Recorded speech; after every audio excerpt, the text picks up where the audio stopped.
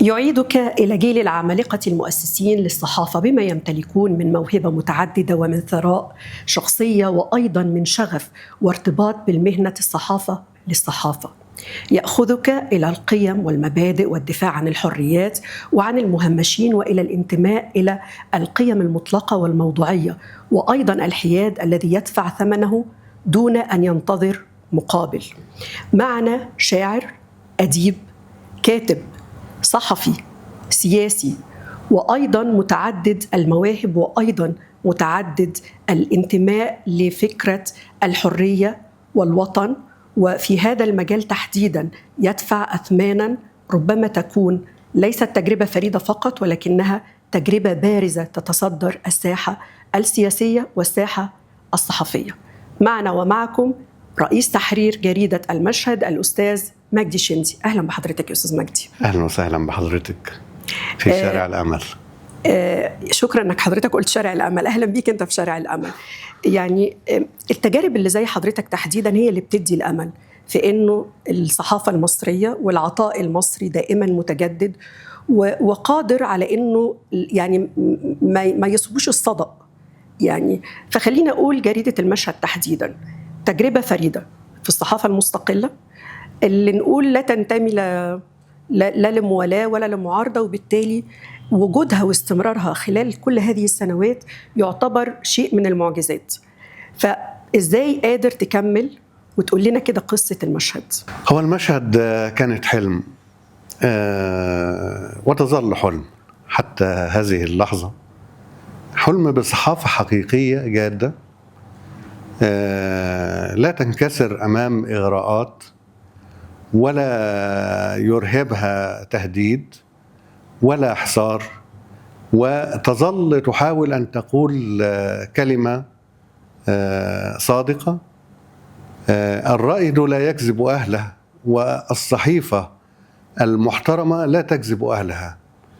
لا بس تريد دي قيم، يعني خلينا أقول قيم يعني من الكلاسيكيات اللي ما بقتش موجودة، أو خلينا نقول اللي بيندفع ثمنها غالي جدا في ظل استقطاب وفي ظل تمويلات لصحف متعددة إذا كانت موالاة أو معارضة أو مؤيدة لبعض التيارات. إزاي قادر تكمل في وسط غياب كل الحاجات دي عن حضرتك؟ أولا علينا أن نعترف أن الصحافة أصبحت صناعة شديدة الصعوبة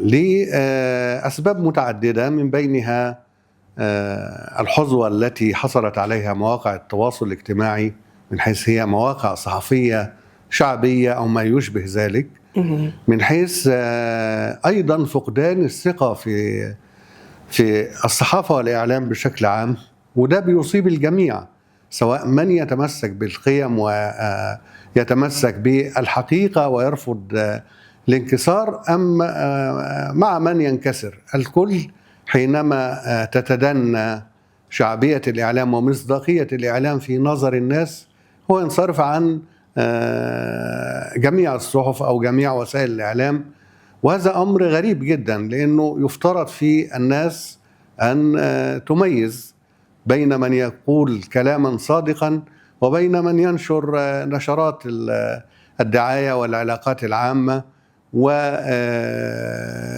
مسألة شديدة الصعوبة. أيضا مسألة التمويلات، لأنه أنت في الصحافة تواجهين منافسين، من يحصل على دعم غير من يعتمد على ذاته. ميزة هذه التجربة الفريدة أننا لم نتلقى حتى اشتراكا على سبيل المجاملة، يعني لا دعم من دول ولا سفارات ولا حتى اشتراكات على سبيل المجاملة، بل أن هناك دائما حالة من يعني توقع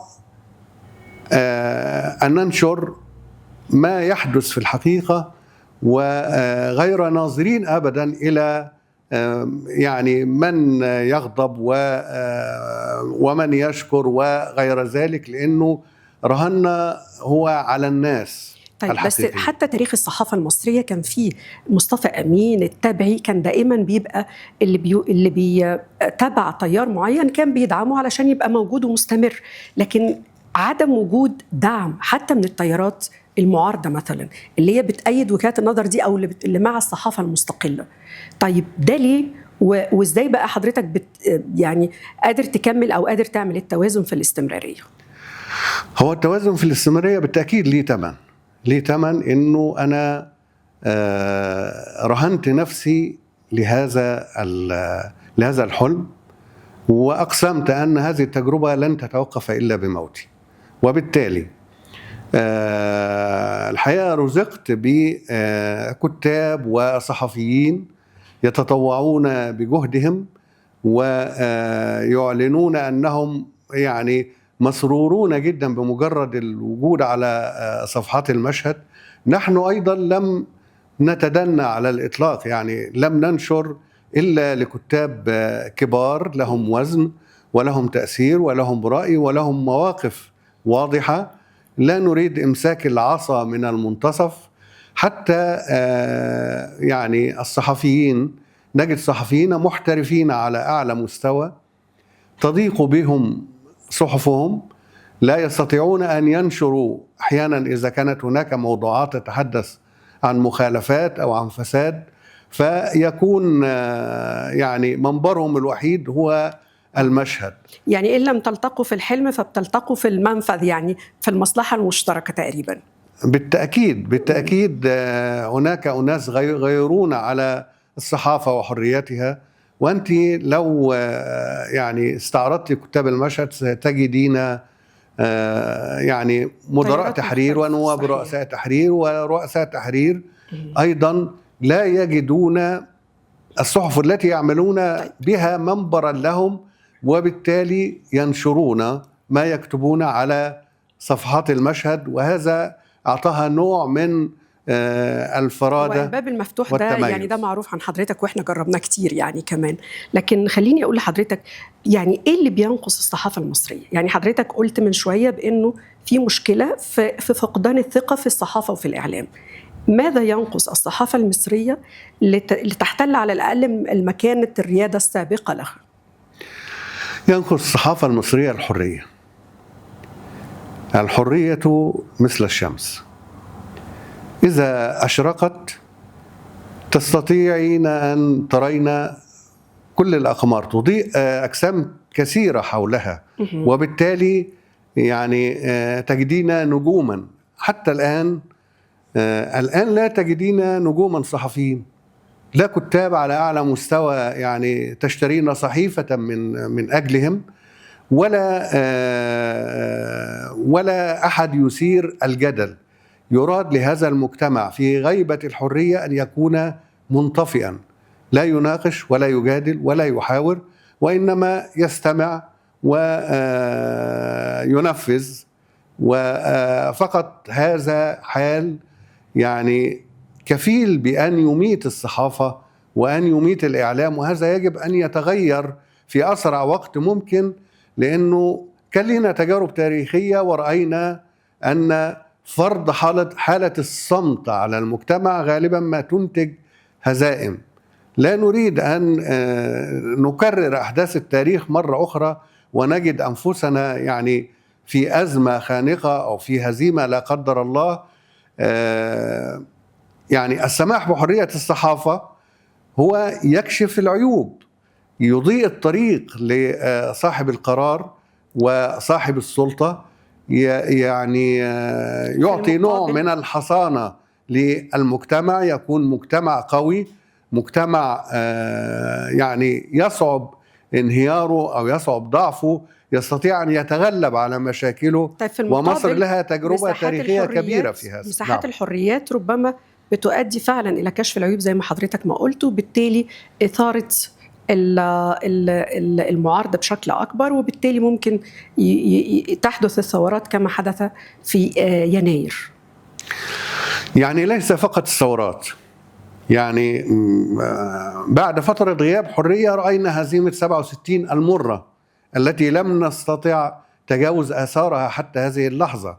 يعني إذن كانت المسألة على الثورات أو التغيير في الداخل، هذا يكون أمر يعني يمكن أن يحتمل، ولو أن الظروف الاقتصادية لمصر والمنطقة التي هي فيها الآن لا تحتمل يعني إخلال جديد بالأمن ولا ثورة جديدة، ولذلك نتمنى أن يحدث حالة من الإصلاح أو التغيير السلمي، تسير المسائل في هدوء، يتم إصلاح ما أخطأنا فيه سواء اقتصاديا أو سياسيا أو غيره. وبالتالي فإن حرية الصحافة، لا أعرف ما الذي يخيف يعني أحد من الحرية، ما الذي يخيف، ما الذي يجعلني يعني أعادي أناسا لمجرد أنهم يتمسكون بحقهم في حرية الرأي؟ ما الذي يؤدي إلى أن حضرتك قلت ممكن تكون التحديات الداخلية والخارجية بتبقى محتاجة الصمت أو محتاجة الهدوء لكي يعني نعبر المرحلة. التحديات الداخلية والخارجية تحتاج لاحتشاد، تحتاج إلى أناس صادقين، وفي أوقات الأزمات تجدين الأشد معارضة هو الأشد وطنية وليس العكس. يعني المعارض يكون غيورا على بلده وعلى وطنه ربما أكثر بكثير جدا ممن يدعون الوطنية ويجلسون في مكاتبهم يحددون هذا درجات إخلاص الناس، هذا مخلص إلى درجة كذا وهذا مخلص إلى درجة كذا.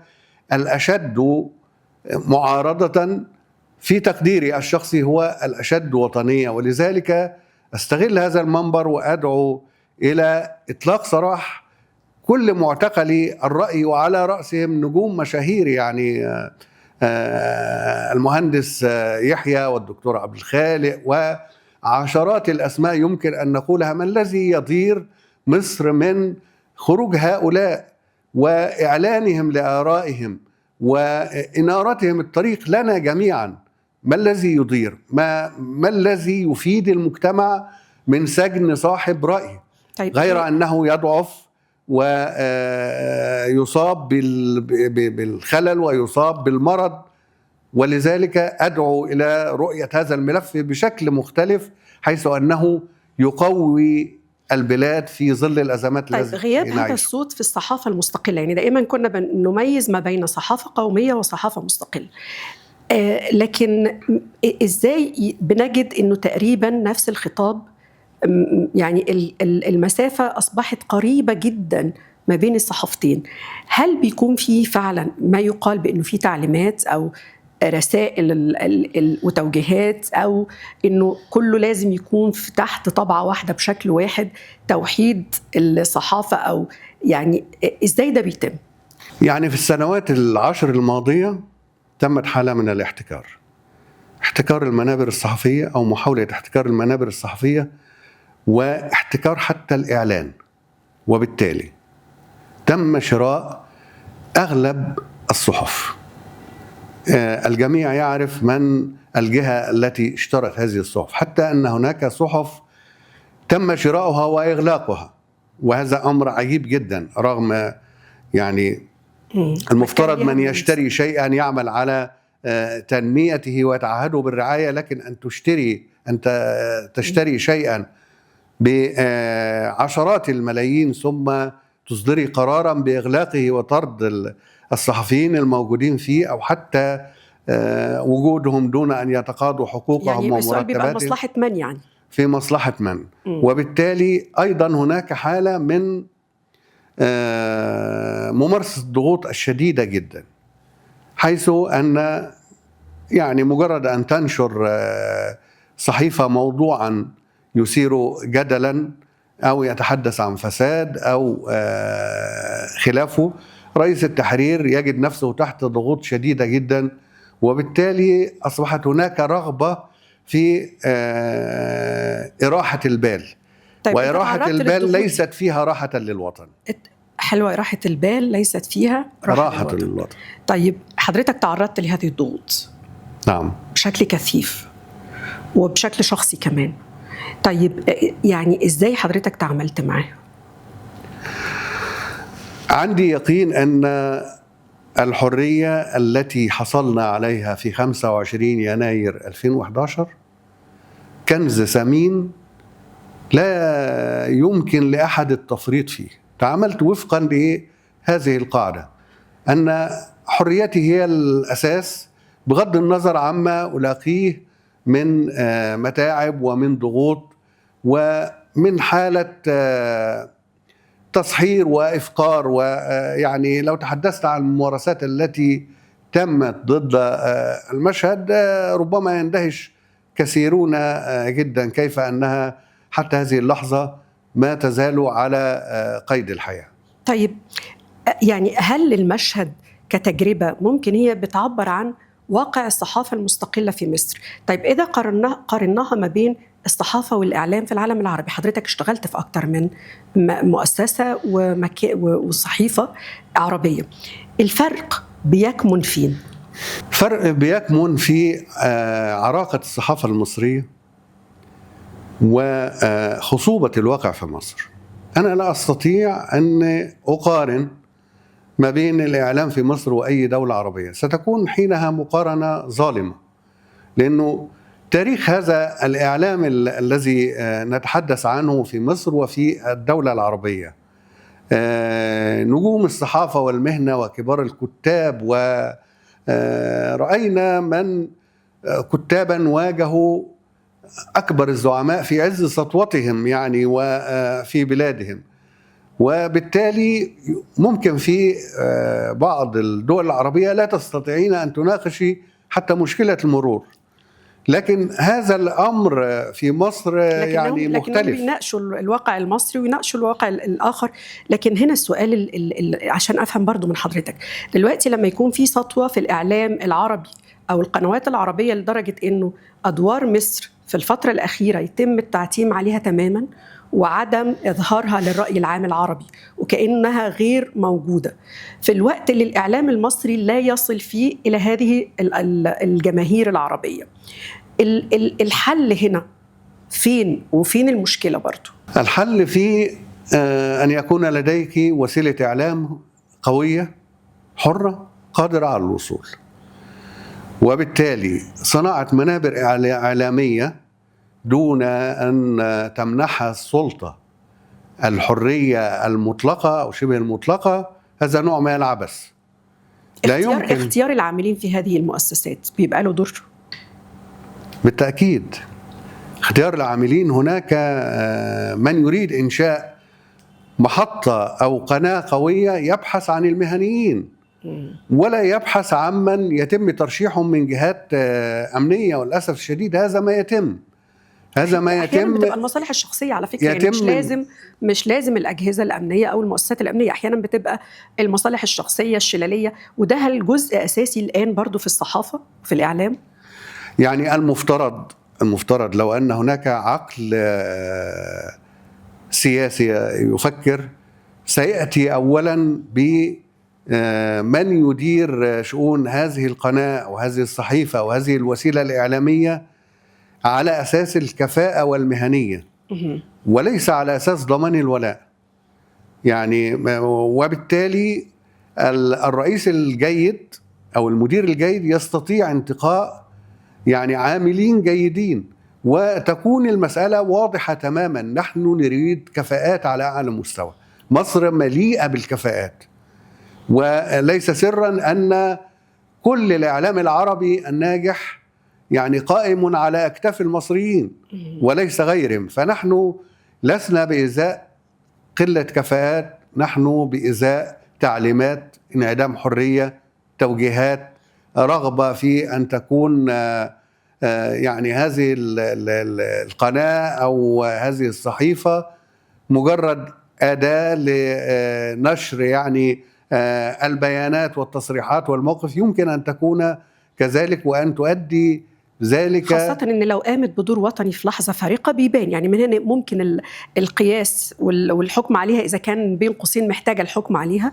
فالمواقف الوطنية في الأزمات زي ما حضرتك قلت، الصحفيين والمعارضة الوطنية بتلتف يعني حول المواقف اللي ما فيهاش نقاش بين دي مصلحة البلد.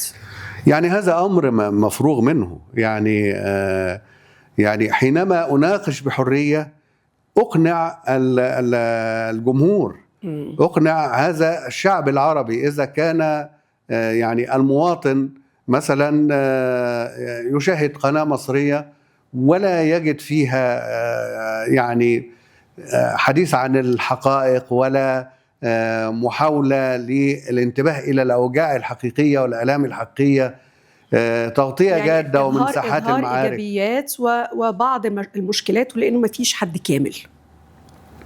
ما بالتأكيد هيفضل فيه مشكلات، بس المشكلات هتبقى لا تمس الشفافية ولا المهنية، وألا تكون القناة موجهة. طبعا ما فيش إعلام خالي من التوجيه تماما، ولكن بدرجة من الدرجات توجيه في جزئية بسيطة، ولكن طيب ليس في الإطار العام. حتى في أوقات الحروب وفي أوقات الأزمات الصحافة العالمية كلها بيبقى عليها قيود شديدة، في أمريكا، في بريطانيا، يعني في كل الدول، حتى الدول يعني اللي طول الوقت بنقول إنها مساحة حرية واسعة. طب لماذا رد على حضرتك إنه إحنا في هذه الأزمات، من محاربة إرهاب، من أزمات إقليمية، ما يكونش في نفس هذه الضغوط على الصحافة يعني لحماية الجبهة الداخلية إن صح التعبير؟ يعني أنا عايز أقول لحضرتك إنه المهني يستطيع إنه يعني يعرف ما يمكن أن يفيد في شأن ما أو يضر. يعني مثلا حينما تعرضت مصر للإرهاب كنت واحدا من أقوى الأصوات التي تحارب هذا الإرهاب وتكشفه وتبين مخططيه وتبين مموليه وتبين أهدافه. لم نكن نرى ذلك في قناة مصرية تتحدث بهذا الشكل، رغم أني محسوب على المعارضة، لكن فيما يتعلق بالإرهاب نحن بإزاء قضية وطنية. أيضا في سد النهضة، يعني كنت واحدا من أعلى الأصوات والمطالب بأن تتخذ مصر إجراءات حتى لا نصل إلى ما وصلنا إليه، ولم يكن مرحبا به على الإطلاق في الإعلام المصري. وحتى في الإعلام الخارجي كنت أجد من يتصل بي يطالبني بألا أورط مصر حينما أتحدث عن عوامل القوة ومصر يمكن أن تفرض قرارها في أزمات كثيرة، يعني من أول حلايب وشلاتين لموقف مصر من الصراع الليبي، من لغاز المتوسط، لمسألة استيراد الغاز من عدو دولة، يعني ليست دولة، كيان ناصبه العداء، وكيف ذلك يرهن مقدرات مصر في يد أعدائها. وبالتالي القيود التي يضعها الإعلامي على نفسه أحيانا أشد من أي قيود أخرى يمكن أن تفرض عليه، لو أن هناك إعلامي واع مثقف مهني يستطيع أن يحدد ما يقال. ازاي بقى نوصل وما لهذا لا الإعلامي المهني؟ يعني نقابة الصحفيين اللي بينتموا ليها أو اللي بيدخل نقابة الصحفيين هم اللي بترشحهم الصحف، وأعتقد أنه القيد نفسه أزمة، خاصة مع التشريع الجديد أو القانون الجديد اللي بيتكلم عن يعني قيد الصحفيين، اللائحة الجديدة. نعم. يعني إزاي ممكن التعامل مع هذه المشكلة أصلا، بالإضافة لمشاكل الصحفيين الأخرى اللي ممكن نتعرض ليها؟ يعني بالتأكيد هناك أزمة في القيد. من بعد عام 2011 تسلل المئات ممن لم يكونوا يستحقون القيد في نقابة الصحفيين عبر منابر يعني لم تكن ربما تستوفي الشروط أو تتعامل بأمانة مع من ترشحهم لنقابة الصحفيين. هو القيد ده بس عشان الناس تبقى فاهمة، هم إنه يبقى صحفي معترف به داخل نقابة الصحفيين، حاصل نعم. على كارنيه عضوية نقابة الصحفيين. نعم. غير كده ما بيكونش صحفي معترف به. يعني في نظر القانون وفي نظر الأجهزة القيد بنقابة الصحفيين هو شرط لممارسة الصحافة، ومن يمارس الصحافة بدون هذا الشرط يعني يكون في الأزمات حينما يتعرض لمشاكل، يعني في حكم منتحل الصفة، وبالتالي أهمية هذا القيد. إزاي استغلت الصحف بعض يعني القيد، وإزاي أيضا إنه حضرتك قلت إنه في مئات تسربوا داخل نقابة الصحفيين وهم أصلا ليسوا صحفيين؟ المسألة يعني حسب إدارة الصحيفة والقائمين عليها. هناك من ينظر المسألة نظرة مهنية، أن النقابة يعني شيء مهم جدا في حياة الصحفي ولا ينبغي أن يتسرب إليه من لا يستحق عضويته. وفي آخرين ينظرون إلى المسألة بزوايا مختلفة، أن أزيد الكتلة الانتخابية مثلا لمجموعة من الصحف، أن أزيد ثقل الصحيفة، وهناك من اعتبر المسألة يعني فرصة للارتزاق أيضا. يعني ينبغي أن نقول الحقيقة في هذا. طيب إلى أي مدى ممكن نقول أن اللائحة الجديدة، لائحة القيد الجديدة، هل بتعالج هذه الأزمات أم أنها بتتعامل معها على أنها أزمات يعني موجودة بتزيدها؟ يعني حضرتك بتقيم الحال إزاي؟ وهناك ضرورة لضبط القيد أولا، ولكن كيفية الضبط هي ما قد نختلف عليه. يعني من الضروري أن تتأكد نقابة الصحفيين أن هذه التجربة الصحفية أو الإعلامية التي تقبل أعضاء منها هي تجربة جادة وليست يعني ليست مؤقتة، وبالتالي هناك ضرورة من أن تتحقق أيضا النقابة من أن من يطلب عضويته لها هو يمارس الصحافة فعليا وهي مهنته الحقيقية. لكن أحيانا يكون هناك يعني نوع من الصعوبات يعني في تحملها بعض أفكار القيد الجديدة، مثل الشمول المالي على سبيل المثال، أن تكون الصحيفة تحول مرتبات العاملين فيها على البنوك. يعني هذه مسألة ربما فيها بعض الصعوبة لمجموعة من الأشياء، إنه ليس بالضرورة أن يكون كل المنتمين للصحيفة هم يعملون فيها في الوقت الحالي. صحيح. يعني أحيانا تكون صحيفة فيها. طيب إيه الحل اللي ممكن يعالج يعني يعالج موقف إن ممكن تبقى فيه فعلا صحف لا تمتلك الموارد المالية لكنها في نفس الوقت يعني جادة وليها دور، وفي صحف بيبقى عندها كل الملاءة المالية ومع ذلك يعني بتمتنع حتى عن دفع رواتب الصحفيين؟ واحنا شفنا يمكن صحيفة يعني ناس كده بتقرر فجأة انها هتقفل ومش هتدي مرتبات. يعني ازاي ممكن التوازن ما بين، هل لازم كل حالة شخص يعني فردية تتعمل ولا لازم يكون في قانون بيشرع والناس بتستجيب ليه؟ لا، بالتأكيد يكون هناك ضوابط، ودور مجلس النقابة هو متابعة يعني المنابر الصحفية ومعرفة من منها الجاد ومن منها يعني الذي يحاول الحصول على مصالح شخصية أو فئوية وأمر كهذا. مسألة الانتظام ومسألة التأثير هذه أيضا مهمة، لكن أن نتعلق بشكليات هذا أمر ينبغي أنه يخضع لنقاش معمق. المهم أن نتأكد أن المتقدم لعضوية النقابة هو صحفي. هناك صحف يعني دفعت بالمئات في سنوات قليلة، ويعني من الأشياء التي أفتخر وأعتز بها أنه لم يتقدم لنقابة الصحفيين من المشهد على مدى يعني نحو 15 عاما إلا 35 أو 36 شخص فقط لا غير. ولكن هناك يعني صحف أخرى حصلت على يعني فوائد من انضمام الناس للنقابة فأدخلت المئات هكذا دون تمحيص.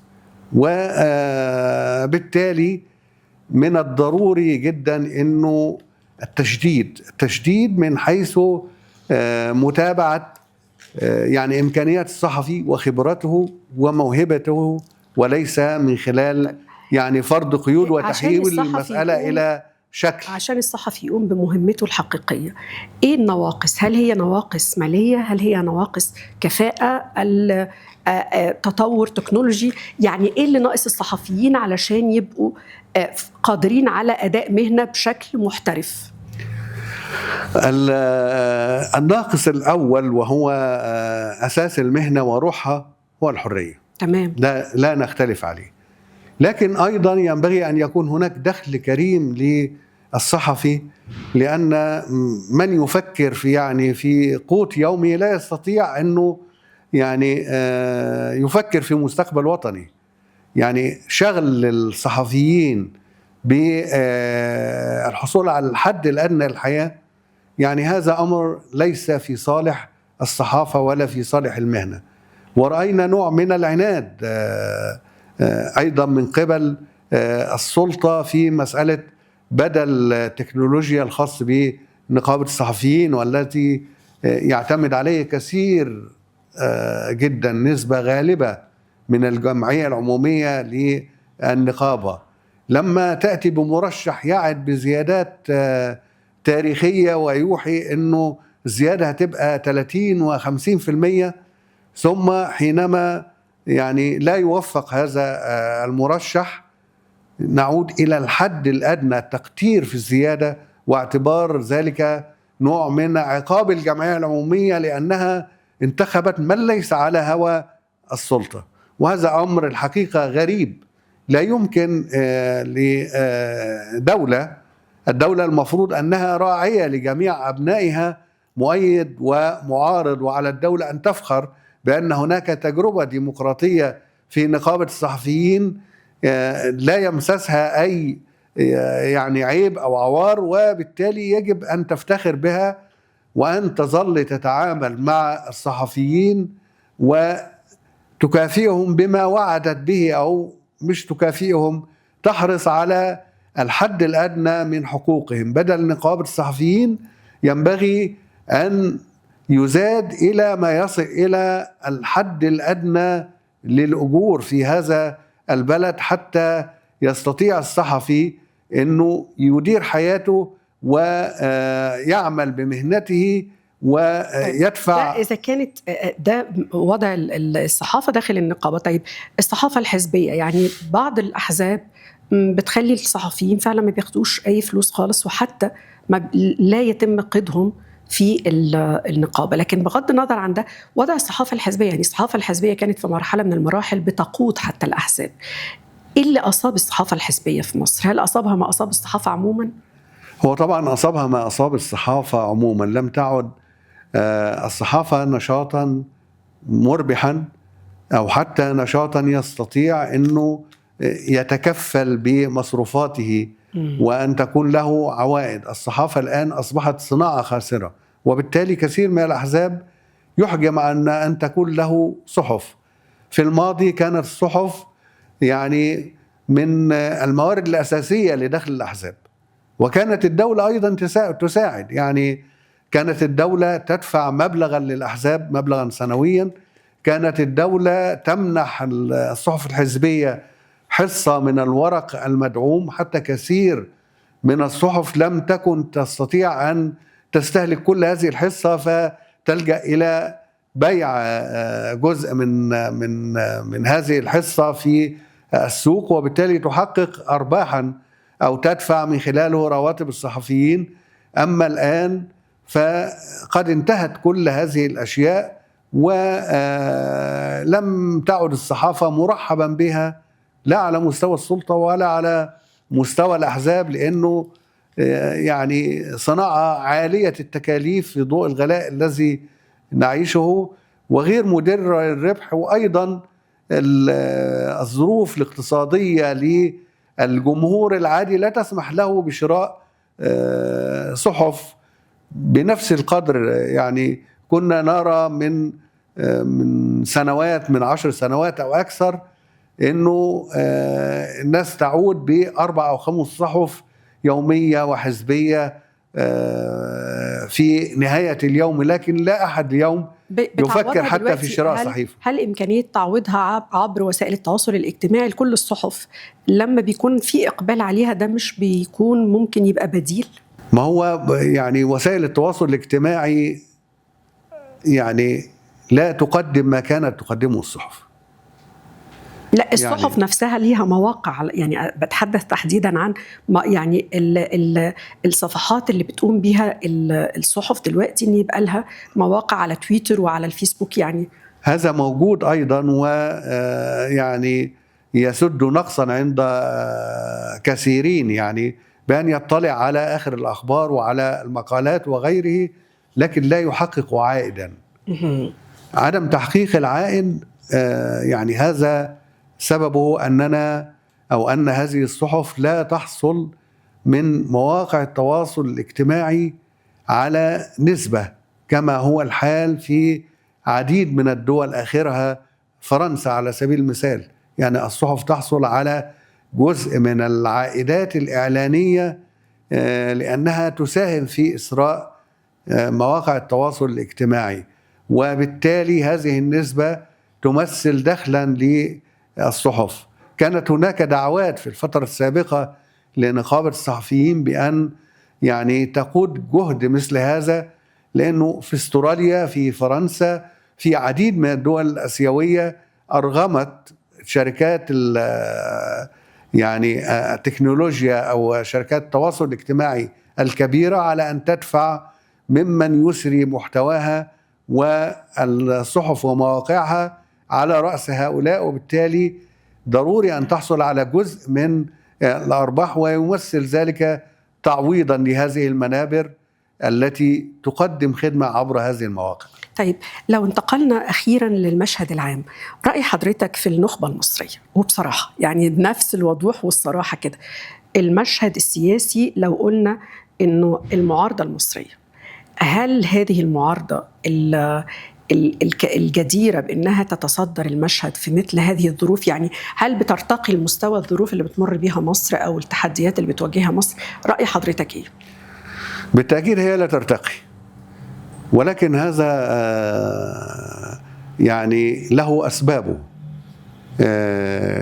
الأسباب أن ممارسات السلطة في خلال الفترات الماضية لم تكن تسمح بتربية كوادر حقيقية. ما معنى أنه من يعلن رأيا أو من يكتب مقالا يخشى السجن حتى ولو أن هذا لم يتحقق، وإن تحقق في بعض الأشياء. حينما يتصدى شباب لدعوة القوى السياسية لخوض الانتخابات ويجدون أنفسهم وراء القضبان ونظل سنوات حتى يخرجوا، هذا أمر لا يشجع على الإطلاق، وبالتالي يعني بس هو ضروري بيفرض رقابة ذاتية على نفسه قبل رقابة السلطة. يعني هو اللي بيحط على نفسه رقابة ذاتية، يعني ما بيحاولش إنه يعلي السقف، هو بينزل تحت السقف. فدي مش مشكلة سلطة قد ما هي مشكلة أيضا معارضة ونخبة. ما هي معارضة ونخبة، لأنه نجد يعني مصائر من أعلوا السقف. لا أحد يريد أن يقضي حياته وراء القضبان. يعني ضحايا هذا المهندس يحيى حسين عبد الهادي، الدكتور عبد الخالق فاروق، عشرات الأسماء ممن حاولوا فقط أن يقولوا كلمة حرة، ليس بالضرورة أنهم يكونوا قد مارسوا سياسة. وبالتالي يعني هي الكلمة الحرة ولا طريقة التعبير عنها؟ الاثنين مع بعض. هو يعني قد تمرر السلطة الكلمة الحرة حينما تكون مغلفة وناعمة، ولا تتصادم ولا تذكر أسماء ولا تشير إلى مواطن الداء بشكل واضح. يعني قد تمرر مع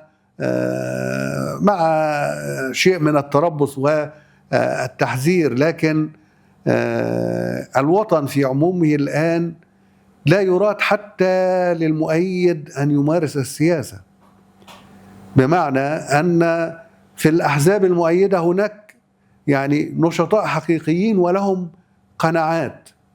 هو هناك ميل لاختيار وتصعيد من يسمع ويطيع دون أن يناقش، وبالتالي هذا الأمر انتقل من السلطة إلى أيضا المعارضة. أصبحت معارضة ضعيفة وليست على مستوى التحديات، كما أن السلطة ضعيفة أيضا وليست على مستوى التحديات، إذ أن قوة السلطة هي التي تجعلها لا تخشى يعني العمل السياسي، لا تخشى منح الحرية، لا تخشى وصول أعضاء برلمان حقيقيين يعبروا عن الناس، وليس المشهد المخزي الذي رأيناه في الانتخابات الماضية، حيث القوائم المدفوعة في أغلبها، والانتخابات يعني المعيبة التي جرت. مش راضي حضرتك عن انتخابات مجلس الشعب الأخيرة؟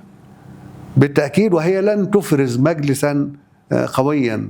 من يتصدى الآن لمناقشة الحكومة أو حتى محاورتها أو الرقابة عليها، يعني هؤلاء أناس تم اختيارهم على عين من يهوى، وبالتالي لن يؤدوا دورا. النواب الحقيقيين لهذا الشعب خارج أسوار البرلمان، لأنهم لم يستطيعوا أن يستخدموا الآليات التي دخل بها هؤلاء النواب إلى تحت قبة مجلس الشعب. ربما يكون أفلت يعني من لا يزيدون عن أصابع اليد الواحدة، لكن هذا ليس برلمانا يعني يعبر عن الناس. رأينا في البرلمانات الماضية تجربة 25-30 على سبيل المثال، وكيف مثلوا بأعضائها ومنعوهم، إما بعضهم دخل السجن وبعضهم منع من الترشيح بذرائع مختلفة رغم أنه كان نائبا في وقت سابق.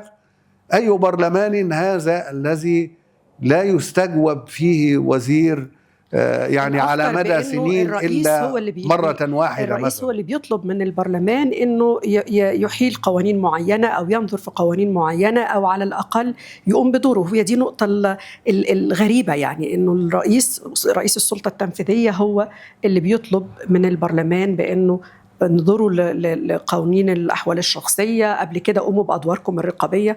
وده برضو يعني هذا في كل الأحوال ليس عيبا. رئيس السلطة التنفيذية أو رئيس الجمهورية له صلاحيات، هو بس لا نلومه حين لا، المبادرة لابد أن تكون من النواب اللي بيمثلوا الشعب، وبالتالي عارفين أو على الأقل شايفين مشاكله اللي لابد أن هم يعالجوها، مش ينتظروا توجيهات الرئيس. لأن هؤلاء ليسوا نوابا. الذين يصلون بالتقارير وبدفع الأموال ليس نائبا حقيقيا. يعني جميعنا يعرف كيف تشكل مجلس النواب الحالي، وبالتالي هو لا يعبر عن ضمير الناس بشكل فعلي، لا يستخدم يعني صلاحياته وأدواته البرلمانية، وبالتالي هو غير جدير بثقة الناس. الناس لم تعد تتابع وربما كيف منصرفة. تقيم أداء حكومة الدكتور مصطفى مدبولي؟ هو الأداء الاقتصادي هو أداء بائس، نوع من تحميل الأعباء على كاهل الناس وعلى كاهل الفقراء. الزيادات المستمرة في الوقود والكهرباء، الاستجابة لشروط صندوق النقد الدولي، الاستدانة، مع أننا نعرف عواقب هذه الاستدانة وسبق أن حذرنا منها على مدى سنوات، لأنها تعني ارتهان القرار لجهات خارجية. ارتباك الأولويات، يعني نعم أقيمت مشاريع جيدة ومهمة، بس ما ترتيبها في سلم الأولويات؟ هل كان ينبغي أن نقترض لمشاريع بنية تحتية لا تدر عائدا، أم كان ينبغي أن نقترض يعني مشاريع إنتاجية تستطيع أن تعوض بالصناعة وبالتصدير وتدفع فوائد هذه الديون وفوائد هذه القروض؟ نوع من تحويل المجتمع كله إلى فقراء. يعني هذا في صالح من؟ إضعاف المجتمع. لم تعد هناك طبقة وسطى، لم يعد أحد حتى يستطيع أن يتحدث عن الهموم. من يتحدث يهدد بأن يكون وراء القضبان لسنوات. يعني ما هذا الأمر؟ لماذا الحبس الاحتياطي على سبيل المثال؟ الحبس الاحتياطي وشرع يعني متهم في قضية يخشى هروبه، لكن من يذهب بأقدامه إلى النيابة ويكون أرهن استدعائها في أي وقت، ما الذي يجعلني أغيبه شهور وربما سنوات وراء القضبان. طيب الدبلوماسية المصرية، خلينا ننظر إلى جانب مضيء أو يعني في هذه الصورة اللي حضرتك رسمتها للمجتمع وضغطت على جروح متعددة الحقيقة. الدبلوماسية المصرية والموقف الأخير حضرتك بتقيمه إزاي؟ يعني هذه فعلا هي مسار فخر ونقطة مضيئة كما وصفتها. مصر تدير علاقاتها الخارجية بنوع من التعقل والحكمة والاعتدال، لا تخشى اللوم ولا المعارك الصغيرة، تركز دائما على المصالح الوطنية العليا. الحقيقة يعني في أزمة محاولات جر مصر إلى الحرب الإبادة في غزة، محاولات جر مصر إلى المستنقع الهجوم على إيران وغيره، هناك إدارة رشيدة وهناك إدارة تعرف المصالح الوطنية العليا. صحيح أننا أحيانا نلوم الدبلوماسية المصرية فيما يتعلق مثلا بكيف تركوا سد النهضة حتى يبنى، لكن في أحداث الفترة الأخيرة الحقيقة أنا أتشرف كثيرا بأداء الدبلوماسية المصرية وبالرؤية الحكيمة للسلطة إزائها، وليتها تتعامل مع القضايا الداخلية بنفس المنطق الذي تتعامل به مع ربما القضايا تتعامل الخارجية بنفس المنطق وإحنا اللي مش مدركين. يعني لو أنهم تعاملوا بنفس المنطق هيكون هناك حالة من الرضاء الشعبي والتفهم. يعني حتى حرمنا من أن يخرج أحد ليشرح لنا السياسات. سبب هذا التحميل على كاهل فقراء هذا الوطن، وإن خرج أحد فهو غير مقنع، لأنك لا تجيد اختيار المتحدث الذي يستطيع أن يشرح ويبسط، لأنه بلد فقير موارده محدودة، لا ينتج، يستهلك فقط. مش لابد أن يكون في أولويات أنه يعني يتم التعامل معها؟ البلد ليس فقير، البلد يعاني من سوء إدارة وسوء تخطيط وسوء تنفيذ في بعض الأحيان، لكن الموارد المصرية إن وجهت التوجيه الصحيح وإن تم استغلالها الاستغلال الصحيح، الثروة البشرية المصرية التي نصدر فائضها إلى الخارج لو أقمنا لها المصانع والمزارع ومنحنا لها فرصة أن تنتج. القطاع الخاص الوطني لو أزلنا القيود الموجودة أمامه حتى يصنع ويزرع ونحقق اكتفاء ذاتيا. لا أريد أن نشبه مصر بأحد، لكن يعني الاعتماد على الذات هو ما يفيد في الأزمات. ما الذي جعل دولا كنا نتصورها ضعيفة تصمد في أوقات أزمات وأوقات حروب وأوقات حصار، لولا أنها تعتمد على ذاتها، تحاول تحقيق اكتفاء ذاتي. ولذلك أنا ضد مقولة أن مصر فقيرة، بالعكس مصر غنية، وهذه الدولة التي تنهب على مدى 7000 عام ومع ذلك هي تقف على قدميها وبقوة، ولكن من يستطيع استغلال مكامن القوة. يعني هناك حتى في الثروات الطبيعية هناك أشياء نستطيع استغلالها لتدر عوائد ربما بأكثر من البترول، لكن من يلتفت إليها؟ يعني الوقوع في مستنقع الديون، ألم تكن هناك طريقة لتحاشي هذه الديون التي ندفع عوائدها؟ لكن أنا أدعو السلطة، وفي مصر هناك أعظم خبراء الاقتصاد في العالم ونرى وجوها يعني لها ثقل عالمي، لماذا لا تتم الاستعانة بهم للخروج من هذا التحدي؟ نحن أمام تحدي حقيقي على كل العقول الوطنية التصدي له وسماع يعني نقاشات جدية، وليس العصف بمن يناقشون ووضعهم وراء القضبان. ده على مستوى العام. على المستوى الخاص يعني باهتمام حضرتك جدا بالشأن العام وبالشأن السياسي وبالصحافة، ويمكن ده جه شوية على الأديب وعلى الشاعر وعلى الكاتب.